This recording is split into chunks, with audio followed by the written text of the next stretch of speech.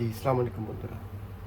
বন্ধুরা, just last Wednesday I believe Indian foreign secretary Vinay Kwatra, আমি জানি না, আমি তো সঠিক প্রনাউন্স করতে পারতেছি না। বিনয় কাটোয়া, যাই হোক, ইন্ডিয়ান ফরেন সেক্রেটারি উনি 2 দিনের ভিজিটে বাংলাদেশে আসছেন এবং this is the first Indian official visit after formation of Sheikh Hasina new government after 2024 election actually. তো উনি কেন আসছেন এখন এই সময়? আমরা যদি একটু একটু বোঝার চেষ্টা করি বা ডটগুলি, if we try to connect the dots, the সিউরান্ডিক্যাল situation and the political environment between two country, just immediate after election, national election, ডটগুলি যদি কানেকশন করি তাহলে আমরা যেটা বুঝতে পারবো সেটা হচ্ছে যে it's a big intention, big something, it's a big move to be honest.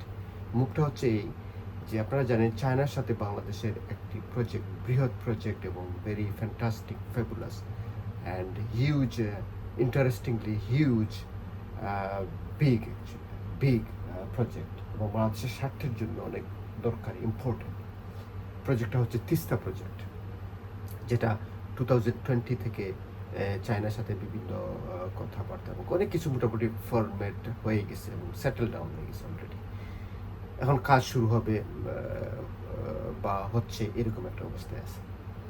তো এইটা কোনোভাবে ইন্ডিয়া এটার পক্ষে না, কারণ ইন্ডিয়া চায় বাংলাদেশ মরুভূমি হয়ে যাক, বাংলাদেশের মানুষ মরে যাক, বাংলাদেশের মানুষ বেকারি হয়ে যাক, বাংলাদেশের মানুষ দুর্ভিক্ষে ডুবে থাকুক, এই চায় তারা।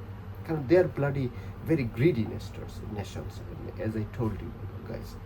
কারণ বলছি গ্রিডি নেশনস, আমি যখন বলবো তখন আমি নিশ্চয় সবাইকে বলতেছি না, এটা আমি সরকারকে উদ্দেশ্য করে বলছি, বিজেপি গভর্নমেন্টকে, যে আরএসএস এর একটি বিজেপি পলিটিক্যাল উইংস বিজেপি, আর বিজেপির সরকার হচ্ছে মোদী সরকার। তো তারা খুবই সেলফিশ, খুবই গ্রিডি, সে শুধু তা নিতে জানে, সে শুধু সব কিছু নিয়ে নেবে, সব আমার সব আমার, এরকম একটা অবস্থা। এই বাংলাদেশের চুর ছেচর ডাকাত বা ওই যে করাপ্টেড পার্সোনালিটি যারা আছে এদের মতো আর কি, সবই তার, মানে সবই তার, সব কিছুই তার, মানে সে জন্মেছেই সব কিছু তার করার জন্য, এরকম একটা মেন্টালিটি হচ্ছে ইন্ডিয়ান বিজেপি গভর্নমেন্টের বা হিন্দুত্ব গভর্নমেন্টের। তো যাই হোক, এই মুহূর্তে এই ফরেন সেক্রেটারি বাংলাদেশ ভিজিটের মূল উদ্দেশ্যটা হচ্ছে, আমি যেটা মনে করি, যে এই তিস্তার প্রজেক্টটাকে স্লো করে দেওয়া। তারা তো অনেক পলিসি করতেছে, অনেক, আপনি জানেন তাদের পলিসির মানে কূট কৌশলের শেষ নেই। লাস্ট এখন তারা যেটা বলতেছে যে তারা নাকি এই প্রজেক্টে ফাইন্যান্স করতে চায়। এখন দেখেন, তারা যদি প্রজেক্টে ফাইন্যান্স করে তাহলে কি এই প্রজেক্টটা কোনোদিন আলোর মুখ দেখবে?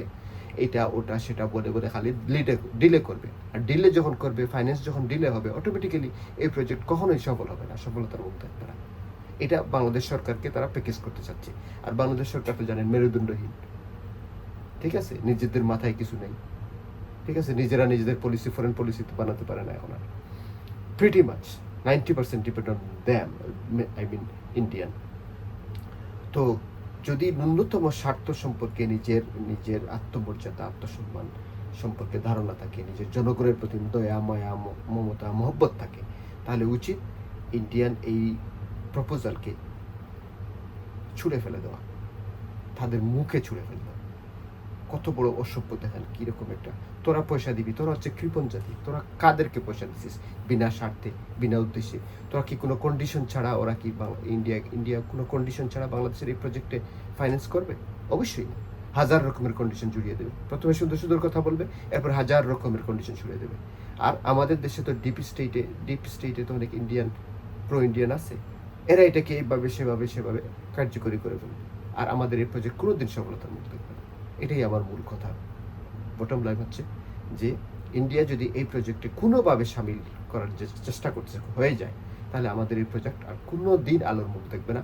আমাদের মানুষ যেভাবে কষ্ট করতেছে এভাবে কষ্ট করবে, দিন দিন মরুভূমি হয়ে যায়। আমাদের দেখেন 54টা নদীতে, 54টা ভারতীয় নদী আমাদের, যেগুলি ভারত থেকে আসে, প্রায় 500-র উপরে তারা বাদ দিয়ে রাখছে। ওরা কি আমাদের নেইবার? ওরা কি আমাদের বন্ধু? এই হচ্ছে বন্ধুর পরিচয়।